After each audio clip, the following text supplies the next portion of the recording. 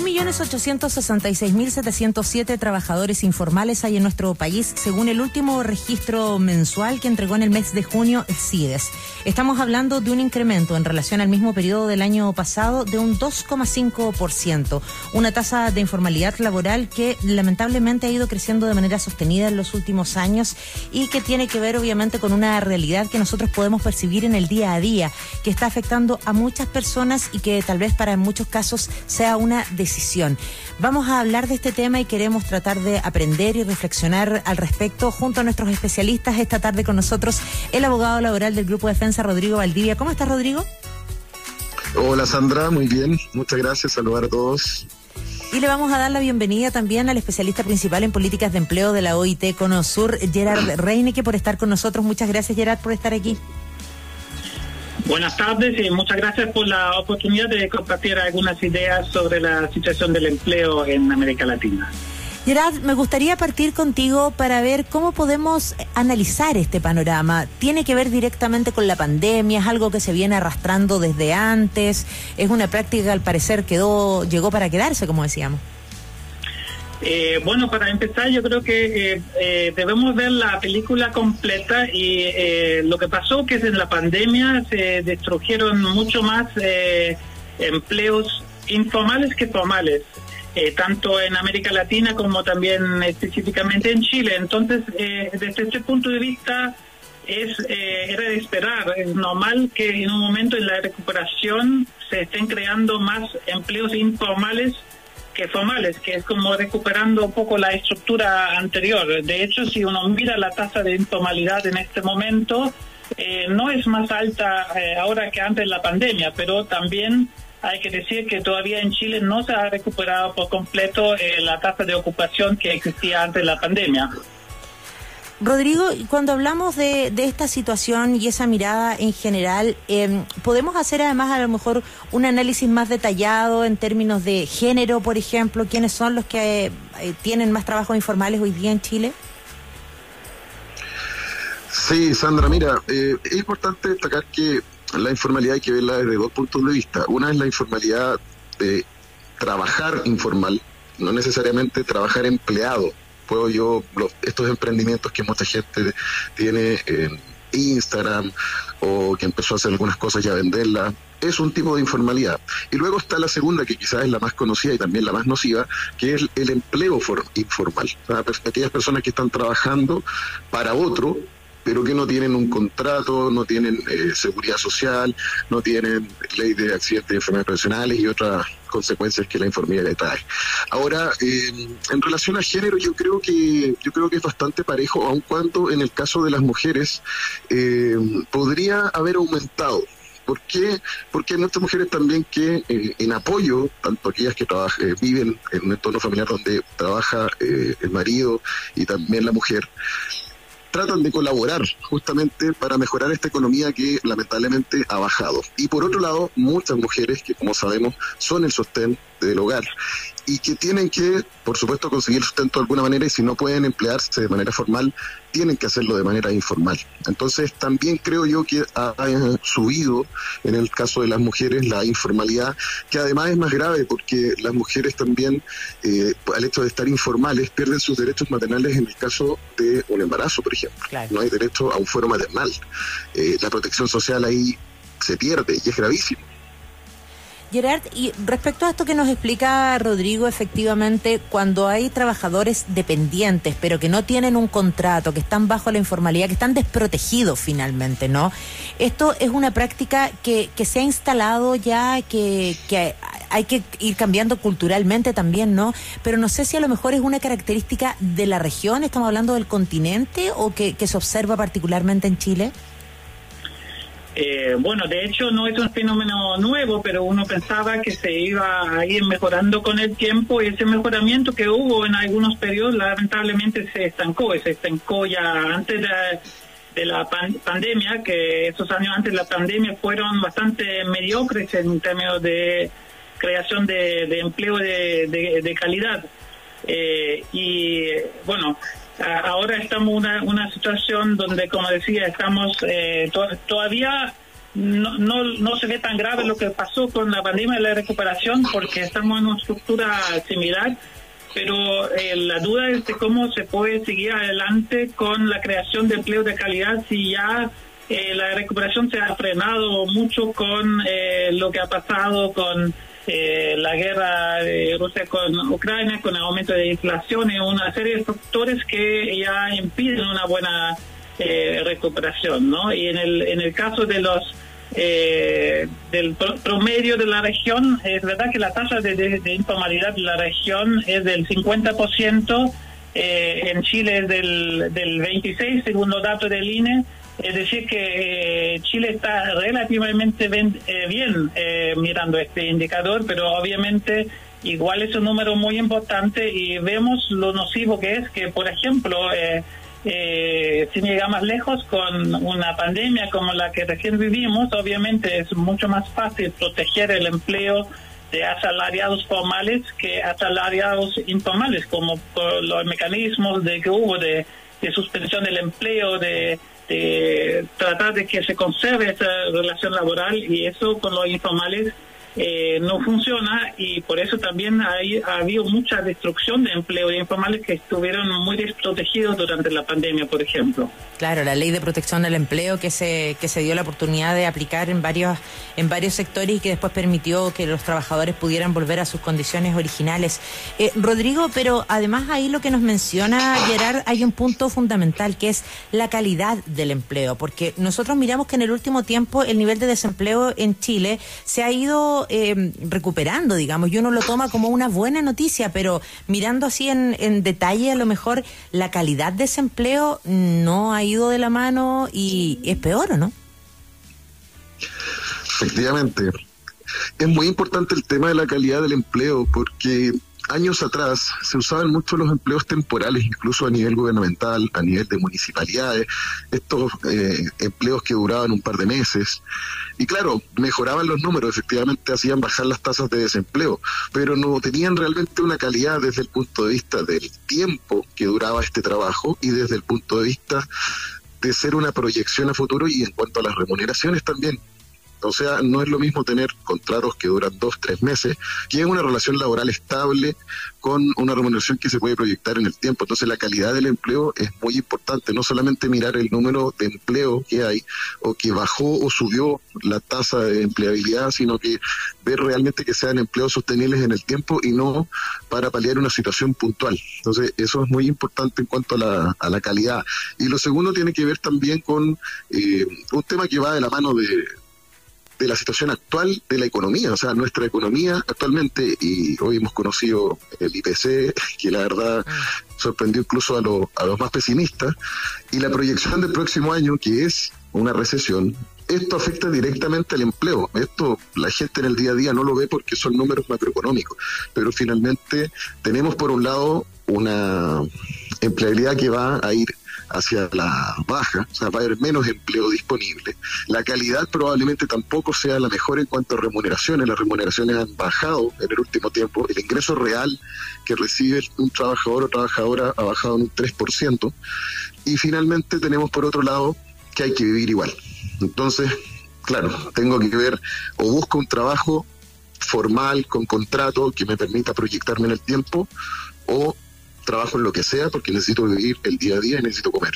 Entonces, claro, eso hace que la informalidad aumente porque es una necesidad. Uno entiende que hay mucha gente que no tiene otra manera de trabajar que no sea informal. Sobre todo hay algunos rubros en los cuales la informalidad es más notoria que en otras. Entonces, claro, nos gustaría que todo el mundo estuviera con contrato y que todo el mundo tuviera los beneficios que tiene un contrato de trabajo, pero lamentablemente la situación país y también la situación mundial no nos acompaña mucho.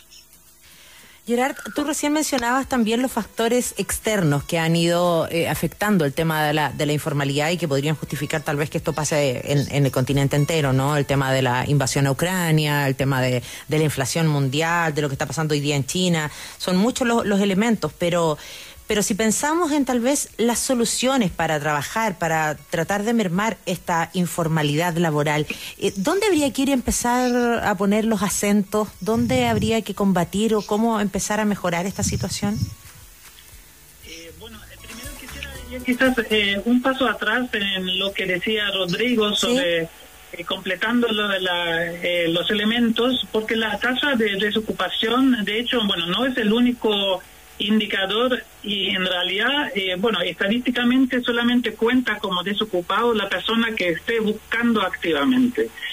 Por lo tanto, por ejemplo, las mujeres que se han quedado en casa por un arreglo de división de trabajo al interior del hogar y que están cuidando hijos, que todavía, aún pasando lo peor de la pandemia, a veces los colegios volvían a modo remoto, etcétera. En realidad la tasa de participación es aún bastante más baja que antes de la pandemia y por lo tanto aún así la tasa de desocupación no sea más alta, sino que incluso ha bajado un poco. Eso no en sí no es necesariamente una tan buena noticia. Sí hay buenas noticias. Yo creo que si vemos lo gigantesco que fue este impacto de la pandemia y que más o menos las economías se han podido recuperar y más o menos los mercados de trabajo se han podido recuperar, pero también hay que ver que ya antes de la pandemia veníamos con un panorama que no era tan positivo, de bastante estancamiento. Entonces, llegando a tu pregunta sobre lo que podría hacerse ahora, bueno, primero yo creo que se ha hecho un poco lo que era lógico hacer, que en la pandemia misma se favorecieron medidas para mantener el vínculo laboral, como lo que hemos mencionado, y de ahí se pasó a medidas un poquito más focalizadas para incentivar las nuevas contrataciones, ¿no? En Chile es todavía bastante amplia la focalización, pero ya también se hace una diferencia entre los varones de edad intermedia por un lado y los jóvenes, mujeres y personas de mayores por otro lado, ¿no? Y eso es una cosa. Después, claro, hay que seguir empujando la formalización y yo creo que es importante que en estas políticas de formalización hay que ser bastante innovador y tomar en cuenta también esas nuevas formas de trabajo que han aparecido o que se han incrementado, ¿no? Por ejemplo, yo estaba viendo que en Chile la cantidad de las personas, o el porcentaje de las personas que trabajan desde su domicilio es el doble ahora que antes de la pandemia. O sea, ha aumentado mucho con los confinamientos, las cuarentenas, pero no ha bajado al nivel anterior. Entonces, ¿cómo es la calidad de empleo de las personas que trabajan en su domicilio? ¿Cómo es la formalidad? ¿Cómo se pueden hacer reglas para que tengan acceso a los derechos laborales las personas que trabajan desde su casa? Después está el tema también de las personas que trabajan vía plataformas, delivery. O sea, hay muchos temas que yo creo que ya las políticas públicas han empezado a diseñar soluciones, pero que esa tarea claramente no está terminada aún. Sí, bueno, de hecho hace poco vimos el tema de la discusión ahí en el Congreso a propósito de la gente que trabaja en plataformas, ¿no? Y que estaba súper desregulado, digamos. Rodrigo, y precisamente esa mirada desde el punto de vista legal, ¿no? ¿Cómo podemos abordar la informalidad? ¿Qué repercusiones tiene? Tiene varias. La informalidad, primero, está íntimamente relacionada con lo que es nuestro concepto de seguridad social, porque de las remuneraciones que perciben los trabajadores formales se descuentan, una parte va para la AFP, otra parte va para el régimen de salud y la otra al seguro de cesantía. Entonces, desde ya una persona que está informal no tiene el descuento de AFP, de salud, ni tampoco el seguro de cesantía, aun cuando hoy día quienes trabajan, por ejemplo, con boletas de honorario sí tienen esto. Esto es algo que lleva poco tiempo, pero ya está. Hay una cobertura de seguridad social. Pero hay gente que no tiene ni siquiera boleta, o sea, no tiene ni contrato de trabajo, ni tampoco hace una boleta de honorarios, está en una informalidad absoluta. Y ahí no hay una cobertura. No tengo cobertura de salud, no tengo ahorro previsional, y en caso de que ese empleo informal yo lo pierda, no tengo seguro de cesantía que me sirva por lo menos para estar un tiempo mientras busco otro trabajo. Un segundo efecto directo e inmediato tiene que ver con lo que comentaba anteriormente con las mujeres. Mujeres que están, por ejemplo, embarazadas, que tienen un fuero maternal. ¿Qué es este fuero maternal? Es un impedimento legal para despedir sin autorización de un tribunal a una mujer que está embarazada con un contrato de trabajo vigente. Entonces, un empleador, para poder despedir a una trabajadora con fuero, tiene que pedir un desafuero, que es un trámite judicial que requiere que un tribunal laboral autorice ese despido y es una cuestión difícil de conseguir. Entonces, eso me permite mantenerme hasta el término de mi fuero. Estamos hablando de 1 año y 3 meses aproximadamente desde que nace su hijo. Y esa es una protección que yo no tengo informal. Lo mismo con los accidentes y enfermedades profesionales. Existe una ley que brinda cobertura de salud gratuita, la hemos hablado también en otras oportunidades, Sandra, sí, que es la ley de accidentes y enfermedades profesionales, pero solamente tiene cobertura para aquellas personas que tienen un contrato de trabajo. Entonces, son varios efectos los que tiene para seguridad del trabajador o la trabajadora tener un contrato de trabajo y que no tenerlo. Y lo mismo con cuestiones como las vacaciones, por ejemplo. Si yo no tengo un contrato de trabajo, no voy a poder exigir mis vacaciones, los años de servicios, la indemnización del aviso previo y una serie de otras cuestiones que se derivan de tener o no un contrato de trabajo. Gerard, y ahí si pensamos en las modificaciones que se vienen en nuestro país, que son ya de materia más estructural, ¿no? Como el proyecto de las 40 horas, que puede venir a generar cambios importantes, o la reforma previsional. ¿Cómo ves tú que puede afectar la realidad laboral en Chile?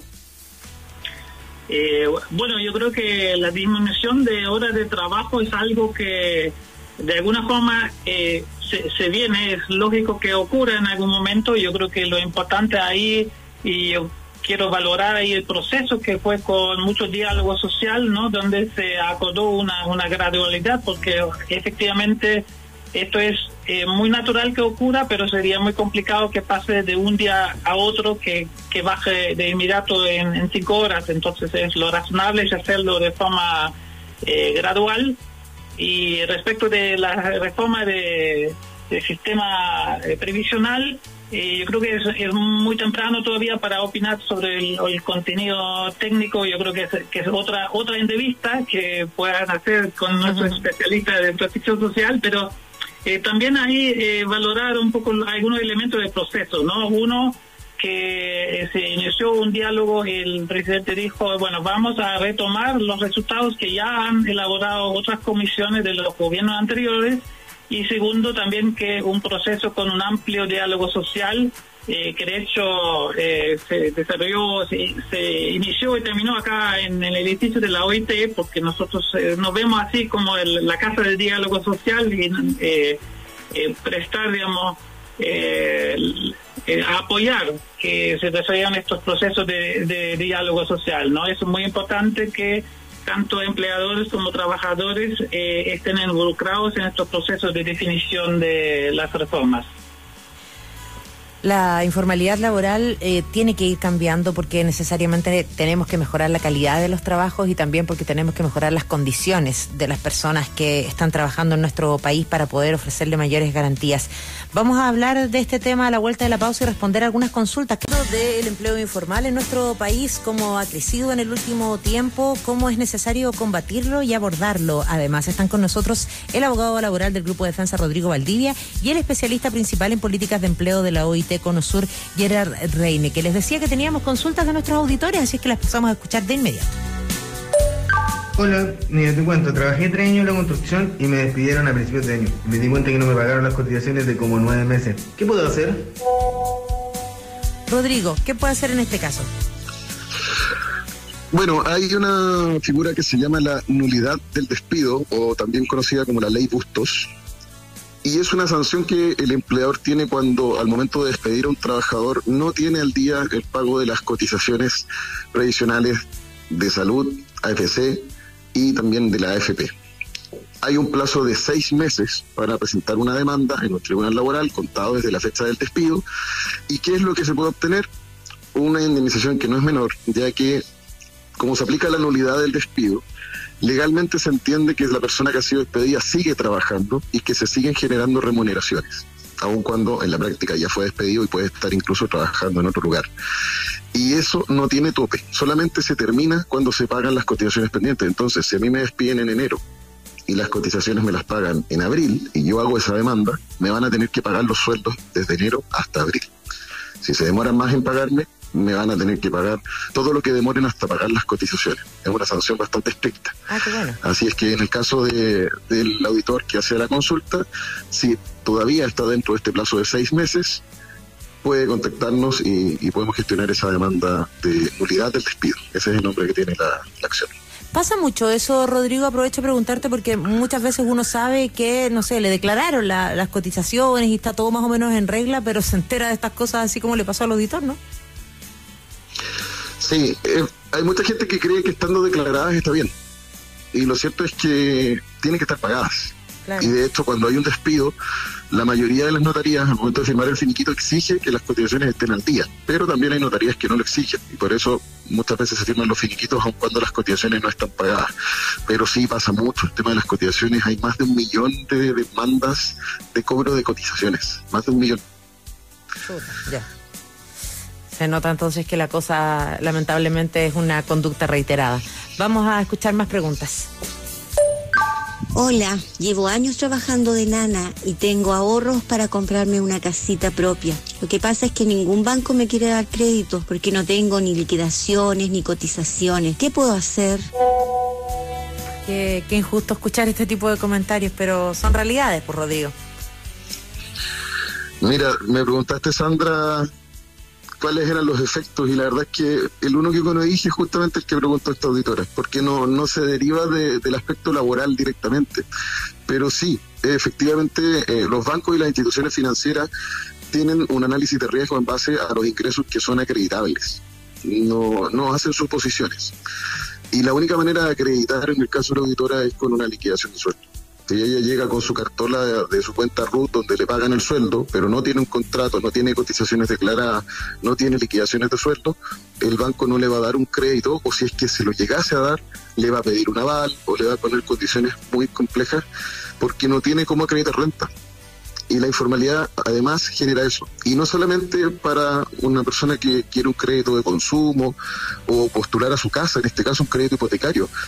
Lo mismo ocurre también en otras áreas. Si yo quiero acreditar renta para cualquier otra cosa, no voy a poder porque al estar informal no tengo ninguna manera de respaldarlo. Entonces también la informalidad genera problemas desde este punto de vista del acceso al crédito, que la verdad todos utilizamos. O sea, hoy día el crédito es una cuestión necesaria, no es un capricho, no es que la gente concurra a pedir crédito porque sí, son necesarios, y muchas veces si estoy sin trabajo tengo que pedir un crédito, sobre todo imagínense estas personas que no tienen un seguro de cesantía que las cubre. Por supuesto.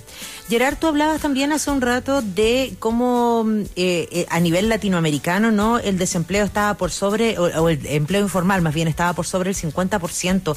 Cuando pensamos en esa cifra y además pensamos en la calidad de empleos que muchas veces se puede estar dando, ¿está creciendo esto que se ha denominado como el trabajador pobre? Bueno, esto no pasa solamente con el empleo informal, lamentablemente, pero es muy complejo cuando la inflación aumente a niveles como lo hemos visto últimamente, porque aún suponiendo un trabajador que tiene un ajuste anual por inflación, bueno, la persona, por ejemplo, en Chile, la gran mayoría de las personas no cobra en UF, sino que cobra en pesos claro, nominales. Es decir, en todo el tiempo en que va perdiendo poder de compra su salario, ya está perdiendo, aunque en algún momento se vaya a compensar esa baja de salarios. Entonces, todas las personas que están por su bajo ingreso o su estructura de hogares o la combinación de ambos dos, sacando en la línea de pobreza, efectivamente hay un riesgo que en ese escenario, digamos, de una recuperación ya muy cansada, agotada, y la inflación efectivamente puedan llegar a ser pobres, y eso lamentablemente lo estamos viendo en la región y en Chile también. Sí, de hecho, el INE entregó hace poquito un informe que da cuenta que en los últimos 12 meses en nuestro país las remuneraciones reales han caído un 3%, ¿no? Y ahí estamos hablando de todo tipo de empleo, entonces estamos hablando de que las condiciones no son las mejores. Y Rodrigo, cuando hablábamos recién de las posibilidades de combatir esta informalidad, tú mencionaste al comienzo muchas personas que tal vez están con un emprendimiento a partir de redes sociales inicialmente. Creo que es bueno insistir un poco en la formalización en ese tipo de instancias y en términos generales, porque conocemos políticas, como lo decía Gerard, de pronto de el IFE laboral o de lo que fue la ley de protección al empleo, que cuando uno está formalizado se aplican. La ley de protección al empleo dejó en evidencia algo que era conocido, pero que no se había tomado el peso realmente de gran informalidad, puesto que muchas veces para poder acceder a esa norma había que tener un empleo y empezaron a hacerse contratos. Ocurrió también que había personas que llevaban años trabajando y le hicieron contratos y el contrato no le respetaron la antigüedad, sino que el contrato se lo hacían con fecha actual o además de un par de meses atrás. Entonces fue bien complejo. Yo creo que algo bueno que trajo la pandemia también es que logró que mucha gente que estaba informal se formalizara. Y en cuanto a los nuevos emprendimientos, ocurre lo mismo que en la consulta del auditor anterior, pero desde el punto de vista de un microempresario o de un emprendedor. Si yo estoy informal, o sea, no emito boletas, no emito facturas, no emito órdenes de compra, no puedo acreditar cuánto es lo que yo vendo, tampoco voy a poder tener acceso a la banca como empresa o como pyme. Tampoco voy a poder postular a los muchos proyectos que hay de distintos organismos estatales que otorgan financiamiento para emprendedores. Sí lo podría hacer como persona natural, pero si empiezo a crecer un poquito, si ya necesito contratar a alguien, es importante estar formalizado, porque si no es una bola de nieve. Parto yo informal, necesito más gente porque me está yendo bien, estoy vendiendo, tengo que contratar a alguien, no le hago contrato, estoy informal, voy a arriesgar una posible demanda futura de esa persona, porque la informalidad es una cuestión bastante fácil de acreditar en los juicios. Nosotros todos los días estamos ganando juicios donde estamos logrando acreditar relaciones informales y los montos que se ganan son altísimos porque tengo que pagar de una sola vez lo que no he pagado nunca. Entonces, puedo perfectamente hacer quebrar a una empresa con un trabajador que lleva 10 años informal y que de un día para otro le tengo que pagar todas las vacaciones que le debo, todos los años de servicios que le debo, todas las cotizaciones de 10 años, imagínense. Entonces, hoy día están todas las posibilidades para trabajar de manera formal como emprendedor. Hay programas a nivel de gobierno central, municipalidades, corporaciones, en internet. Es muy fácil asesorarse, empresaenundia.cl. No hay ningún país de Latinoamérica, Gerard nos podrá aquí ilustrar, que tiene más conocimiento de otros países de la región donde sea tan fácil crear una empresa. O sea, que de un día para otro yo tengo una empresa con un RUT, con un giro, y que pueda empezar a operar y a tener los permisos, es una cuestión que esta plataforma nos brinda y que es muy fácil acceder. Entonces, la invitación a quienes están informales es que traten de formalizar. Es más caro, sí, pero finalmente los costos son los que realmente tiene el negocio. O sea, hay personas que dicen, no, es que si me formalizo me va a salir más caro. Es que su negocio es así, en algún momento se va a dar cuenta de que esos eran los costos y hay que tenerlos considerados para que un proyecto sea viable en el tiempo. Claro, finalmente es una inversión, como decimos, para comenzar. Última pregunta. Hola, muy buenas tardes. Quisiera hacer una pregunta. En la pandemia yo comencé con un negocio de pan y me ha ido muy bien. Y me ha ido tan bien que le pedí a un amigo que viniera a trabajar conmigo como repartidor. ¿Cómo puedo hacer para que los dos tengamos un trabajo formal? Porque no quiero perjudicarlo. Quedo atenta. Muchas gracias. Mira, qué bonito eso. Además, la preocupación por el trabajo en equipo, Rodrigo. El paso ahí es... Lo que hablábamos un poco, en el caso de ella que tiene su panadería, que inicia actividades, no es necesario crear una empresa para estar formal. Esto es bien importante, yo puedo iniciar actividades como persona natural, lo cual va a significar que puedo emitir boletas, que puedo emitir facturas, o de lo contrario creo una empresa, que siempre es más recomendable porque mantiene los patrimonios separados. Hay una responsabilidad limitada, por eso las empresas se llaman de responsabilidad limitada, porque el patrimonio del socio es distinto del de la empresa. Y lo segundo es que muy bien que traiga a su amigo, excelente, el trabajo en equipo, pero que le haga un contrato. Como trabajador, con una jornada de trabajo, pagando las cotizaciones correspondientes, con una remuneración. De esa manera van a estar ambos trabajando formal, ella como microempresaria y el trabajador como un trabajador empleado formalmente. Perfecto. Entregadas las recomendaciones y el análisis entonces que hemos hecho de lo que significa la informalidad laboral que ha estado creciendo en nuestro país y también inserta dentro del continente, queremos darle las gracias a nuestros especialistas. Gerard Reine, que es especialista principal en políticas de empleo de la OIT Conosur. Muchísimas gracias por habernos acompañado esta tarde. Muchas gracias a ustedes. Que estén muy bien. Lo mismo para el abogado laboral del Grupo Defensa, Rodrigo Valdivia, quien estuvo con nosotros. Gracias, Rodrigo. Gracias a ti, un saludo para Gerard también y feliz de estar acá en la radio conversando estos temas interesantes. Sí, pues que vamos a seguir abordando sin lugar a dudas, así es que le damos las gracias de hecho a todos nuestros auditores y auditoras que se conectan con nosotros cada tarde. Les recordamos